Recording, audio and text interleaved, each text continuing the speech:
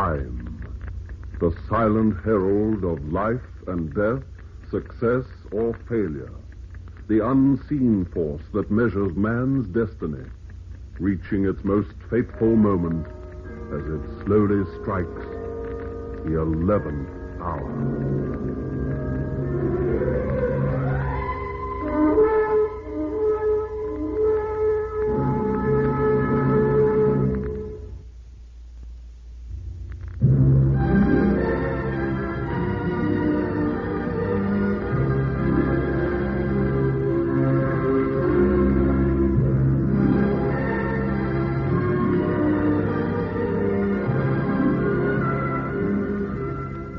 It wouldn't have happened if Janet hadn't been in such a filthy temper.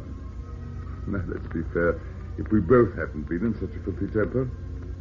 We always drove down to our cottage near Aylesbury on Saturday night after the show, for we both had long parts in the play and felt we needed the weekend in the country. The play, Murder Without Motive, had been running for 12 months, and, well, maybe it was getting us down a bit. Anyway, that particular Saturday, Janet wanted to go on to a party. And I didn't. We spent most of the evening arguing about it. We both got more and more stubborn. The result was that we finished up by going to the party, which didn't please me, and leaving it after an hour, which didn't please Janet. And because we were so busy slanging each other, I forgot to fill up with petrol before we left London. Need you drive quite so fast, Michael? Well, we've wasted enough time as it is. Oh, rubbish. We'll be at the cottage by 3. We'd have been there by 2 if you had... If we hadn't gone to the party. All right. For the amount of time we stayed, we might just as well have not gone at all. Now I suppose you'll moan about it for the whole weekend. Well, if you will persist in being so bad-tempered, bad-tempered? Well, you've done nothing but sulk all the way from town. And while we were at the party, you looked like a regular crepe hen. And it was dreary and I was bored. So it wasn't very bright. Is that my fault? Well, you insisted on going. Well, I thought Seligman might be there. Yes, and you wanted to try and talk him into giving you a part in his new film. Well, what's wrong with that? Seligman. Oh, don't tell me you're getting jealous. Well, we're not that hard up for work. In fact, there's no need for you to work at all for a while. Why don't you have a rest? And start raising a family. I've told you. I'll think about it. Yes, that's as far as you get. Michael! You took that corner much too far. I know what I'm doing. And so do I. You're just being pig-headed. Now slow down for this one. Slow down, Michael! Haven't you any... Michael, look out!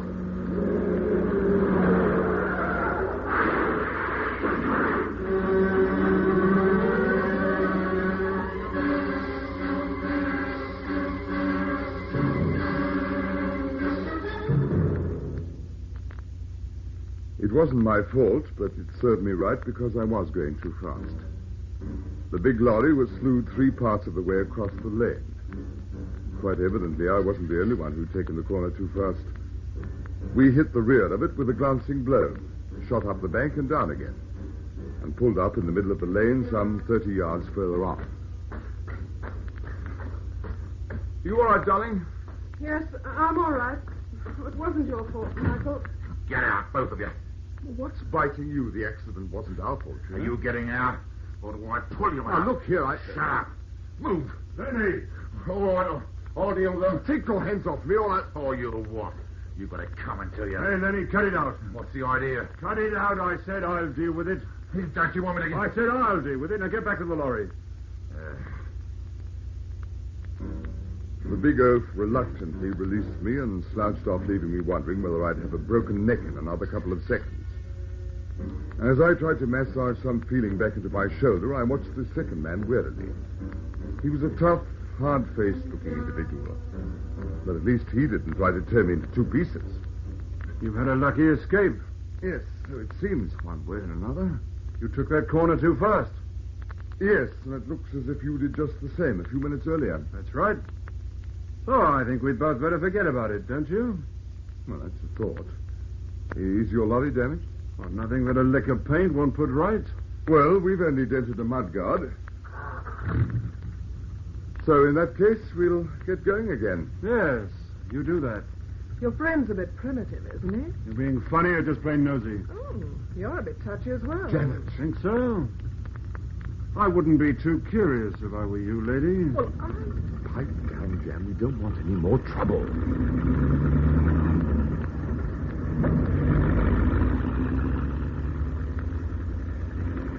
they're an odd couple. Very. I could think of other descriptions as well. I noticed you weren't anxious to linger. Are you kidding? Didn't you notice what the large gentleman had in his hand? No, I couldn't see. It was a kosh. Well, I'm not altogether surprised. The other one kept his hand in his right pocket all the time he was talking to him. Yes, he probably had a gun there. That's what I thought. And yet you started baiting.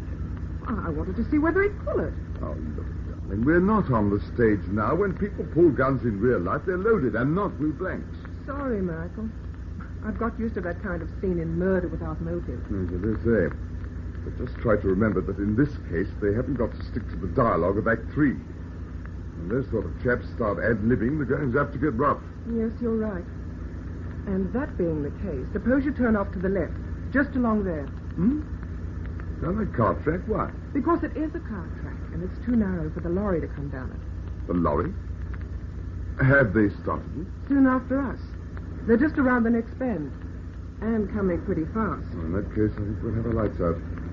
Oh, this track's a bit bumpy, eh? Better than a bump from the lorry. I think this is far enough. Right.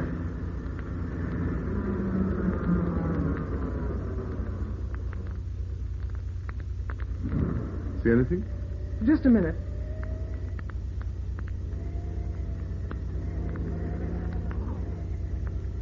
They've just gone past the end of the track. They're going straight on without stopping. Yes, it's all right.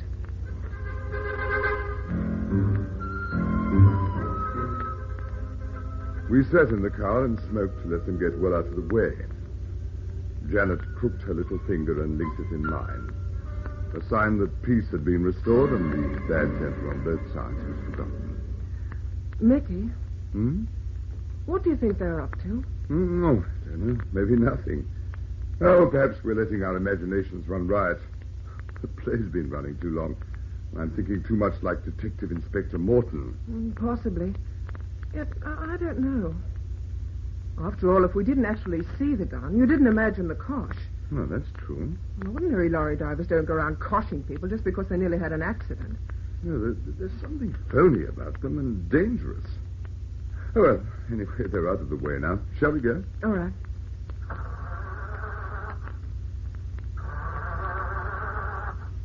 Well, what's wrong? Why won't it stop? I'm afraid it's not our lucky evening. Oh, no. Don't tell me you forgot to fill the tank. Yes, I'm afraid so. I'm sorry, darling. The tank's burned dry. What about the reserve tank? Well, I switched over to reserve coming through Uxbridge. I thought I'd make that all-night garage at Amersham. Oh, there's another one nearer than that. Yes, well, I'll have to walk down to it and borrow a tin. I'll come with you. Well, there's no need. You stay here and rest. No, thank you. I know the lorry did go by, but all the same, I don't fancy sitting here on my own. I'm not in the mood for admiring the beauties of nature. Perhaps you're right. Come on, then. The garage you're thinking of is just past the crossroads, isn't it? Yes, but I just realized they'll be closed. We'll have to knock them up. Oh, come on, darling. Best foot forward.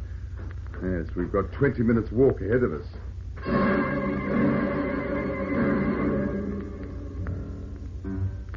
It took us 25. And Janet was quite right.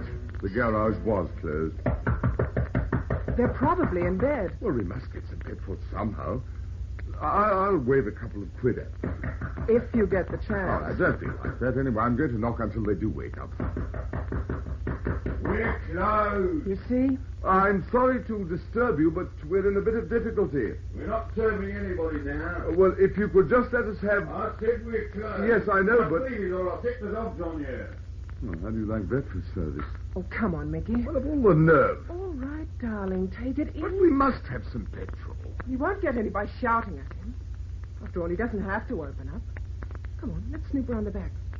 Yes, that's an idea. When I find a tin somewhere, we can leave the money for it. Yes. Come on, let's go along the fence here. Look. There's a light in that garage. You can see it under the closed door. Well, they're not in bed at all. No. Somebody's up, that's certain. So we'll get our petrol. Careful, darling. There's something odd about this. Since they're just a surly bunch of yokels, that's all.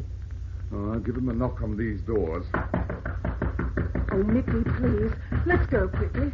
Never mind the petrol. It doesn't matter. Oh, I feel something awful's going to happen. Well, it's about time. Oh, it's you again. Don't move, mister, or I'll let you have it. Hey, Mac. Guess who we got for visitors? Well, well. It isn't our nosy friends from up the road. So you wouldn't take a hint, eh? Shall I give it to him now? Not yet. But I've got to hand it to you, Lenny. You were right, for once. Yeah, You should have knocked him off back up the road. sure. That's what I said. Well, it doesn't make any difference. We can soon remedy our little error. Step inside, friends, and learn what happens to snoopers.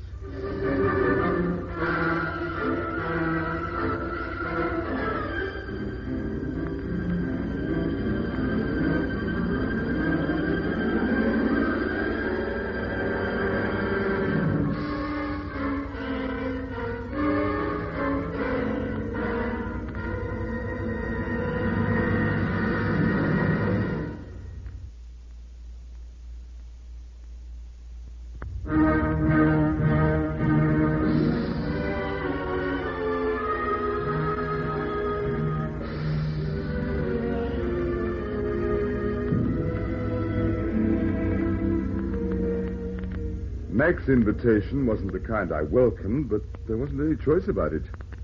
As soon as we stepped inside the garage, Lenny pushed the big door shut. The big lorry was there, quite obviously undergoing considerable alterations. I'd read in the newspapers of the lorries and their cargoes which had been disappearing from the Great North Road. Now I knew just how they disappeared. I wondered what had happened to the real lorry driver and his mate. Looking at Lenny with the tire lever in his hand, I didn't have to wonder very hard. I tried to think of something else. It wasn't a very pleasant line of thought. There was a third man in the garage. He, of course, would be the garage owner. The man who didn't want to sell us any petrol. Understandable under the circumstances. Well, you satisfied your curiosity? We'll get on with the business. No, well, I haven't. Who are these people, Mac? They bumped into us on the road further up. They had their chance. They had to come following us. But we didn't. We only came... Shut up! Can't stand a woman squawking. I was only trying to tell you... Don't try and tell us anything. Now, you heard what the boss said. Leave her alone. Look, Sonny, don't try and play the little hero, or you'll get hurt. And so will she. But my wife... I'll do the talking, mister. All right, tie him up, Lenny. Tie him up. Look, it'll be easier to bash him. I said tie him up. I don't want him marked. Now tie their hands behind their backs with that cord. All right, just as you say.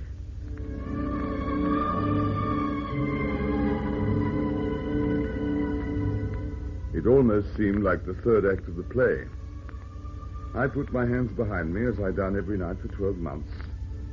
But as the cords bit into my wrists, I knew that this was grim reality, with no escape guaranteed by a thoughtful author. It made it doubly frightening. That'll do fine, Lenny. Good. Right. Now sit down on those oil drums, both of you. I'll stand. Now,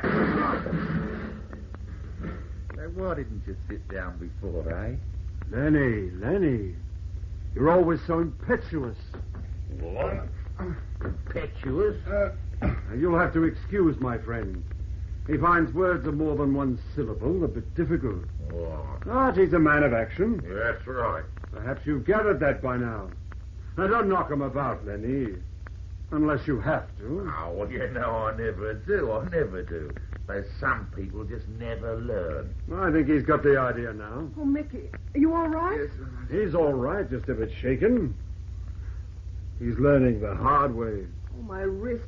The cords are hurting me. Too bad. Never mind, it won't be for long. Now, mister, where's your car? It's up the road. We came down here because I don't want the story of your life. You just answer my questions, that's all. You get it?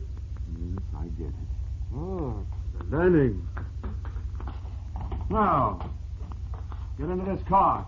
In the back, both of you. You can take us to where you left your car. Hey, wait a minute, Mac. What are you going to do? No need for you to worry, Bert. Lenny and I will look after these two. Yeah. Right. Now, that's what I want to know. You just get cracking and fix that lorry. Look, I'm asking you Asking. You heard what Max said, didn't you? Oh, don't you try to rough me, Lenny, or you'll be sorry, both of you. I'll be sorry. We'll be sorry. I could break you in two. Pipe down, Lenny. Pipe down. Bert knows we've got to have his cooperation. You bet I do. Just keep remembering that, son. All right. No sense in quarreling. You ought to know we can't let these two go. They're in your garage. Yeah, what do they have? I'm not having anything to do with murder. Nobody asked you to. Oh, no? Well, I know enough about the law to know that if you and Lenny knock 'em off, I'm for it as well. And believe me, I'm not laying myself open to take any 8 o'clock walk with the hangman. Oh, you don't want to worry, you know. You'd never be up in time. Yeah, very funny. But you're not going to do it, see? Look, we promised not to say anything. Stay in the back of that car and keep quiet. But don't you see? Look, we could... Look, I've all got to attend to you as well. It's no good, Janet. Might as well shut up. He learns quick. Now get in the front, Lenny. I'll drive. Okay. Hey, listen to me, Mac. You drive that car out of here and I'll pick up the phone. You pick up the That's phone. what I'll do. I'll pick up Stay where you are, Lenny. I'll handle it. Look, Bert, you've got it all wrong. Right, he has. Nobody said anything about murder. But you said you were I going to take said we can't let them go. So there'll have to be an accident. Hmm? What kind of an accident? I think their car's going to catch fire at some point. Good, eh? Catch fire. Oh, well, if you're sure you can fix it to look like an accident. Of course we can. Well, it's different. You open the garage doors, Bert, and stop worrying. You get ulcers if you're not careful. Okay. Now you get that lorry fixed up. Shan't be long.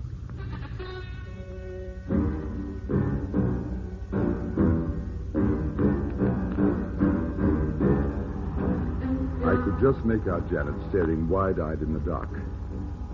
And I wondered whether she was feeling like me, that it was all some horrible nightmare. It was difficult to believe that these two men were going to burn us to death in a matter of minutes. But I knew it was true. There were no blood-curdling threats, just a calm, methodical preparation, which somehow made it all seem more horrible. Did you bring that length of sash cord with you, Lenny? Yeah, I've got it right here. Right. We'll need it for the fuse. I suppose you fellows realize what you're heading into. The police will get you. There's no such thing as a perfect murder, you know. I quite agree. But this is going to be an accident. The car catches fire. Happens all the time, you know. You're calmly sitting there talking about burning us to death. You can't do a thing like that. Why not? You couldn't be so inhuman. Look, lady, in my business we can't take chances. We know too much. You've seen us and the truck. You shouldn't have come snooping. But we never meant to. I'm not concerned with what you meant or didn't mean. The way things are. Well, like I said, we can't take chances. But Bernie... You won't feel a thing. Lenny will knock you both out first. That's right. Providing you behave yourself. And it'll be a very great Oh, but not too hard, Lenny, not too hard. You know, that's the trouble with him. He doesn't know his own strength. How can you be so cold-blooded? Haven't you got any humanity at all? Can't afford it in my line of business. What's your business? I'm an actor. Then you ought to be used to this kind of stuff. Just regard it as a special performance. Without any encores. Is this the car track you came along? Well, I'm not sure. Look, up to now, I've been very considerate. Don't make things difficult for yourself at the end. Yes, this is the train. That's better. Oh, is it far along? Oh, no, I can see it.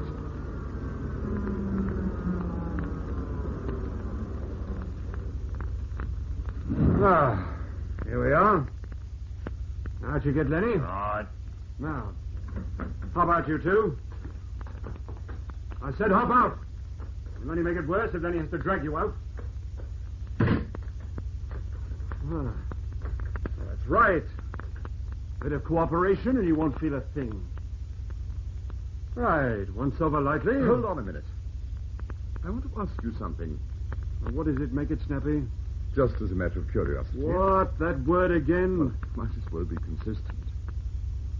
Well, what do you want to know? Just what do you intend to do when Lenny's knocked us out? Quite simple. You see this bit of cord? We soak it in petrol. One end goes in the petrol tank, and the two of you go in the car. We stand back and light the other end. Up she goes. A final curtain, you might say. Yes, I was counting on it being something like that. You were counting on it? Well, sort of. You see, you can't do it. There's no petrol in the tank. What? Have a look, Lenny. He's probably bluffing for time. Okay. That's why we came knocking up the garage. I tried to tell you, but you wouldn't listen. What is this top? What's it saying? Hey, there's nothing in the tank, Mac. Draw it to Sir Howard, yes, it. And we'll siphon some from our car. There's plenty there. Will anyone want to drop to get back to the garage? Yeah, I know that, but what are we going to siphon it with? Oh, look, a bit of rubber tubing. Oh, we ain't got any. All right, so we haven't got any rubber tubing. Look, I'll tell you what. We could use our car and take theirs. It's a better car. Look, have some sense. Lummox, the police would know it wasn't their car. No, there's nothing else for it. I'll have to go to the garage and fetch some petrol. Yeah, well, what am I going to do all this time? Nothing. Just watch them. That's all. I'll be back in 5 minutes. Okay.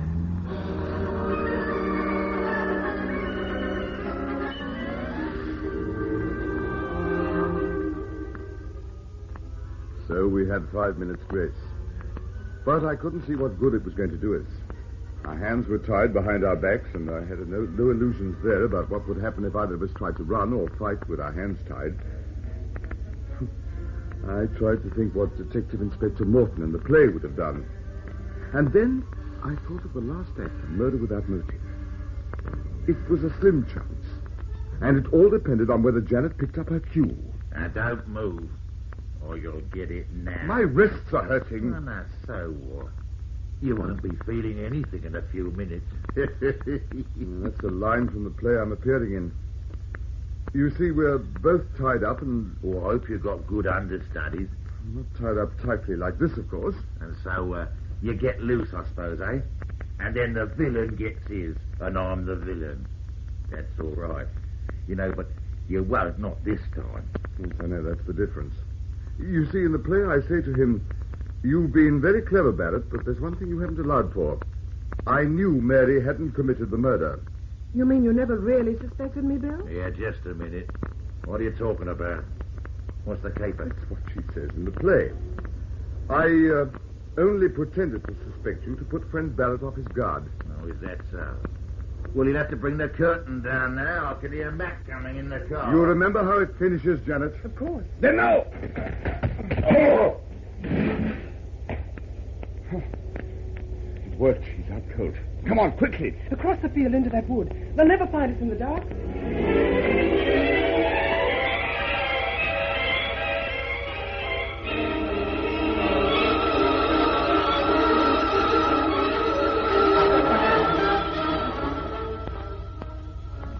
It had been a long shot, but we'd have the luck with us.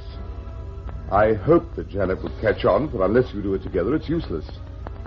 It's a tricky thing to do, and Janet and I had a lot of trouble over it at rehearsals. But when you've been doing it for 12 months, night after night, your timing gets pretty good.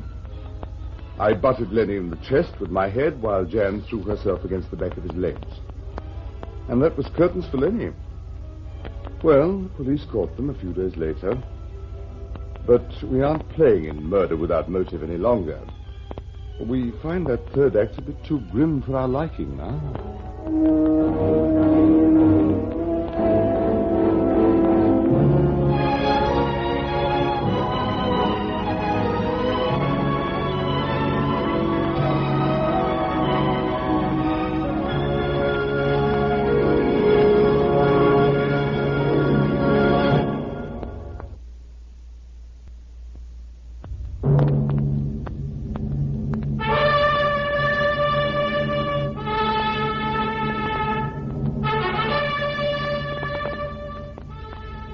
listening for another mounting drama of action and suspense when we again bring you The 11th Hour.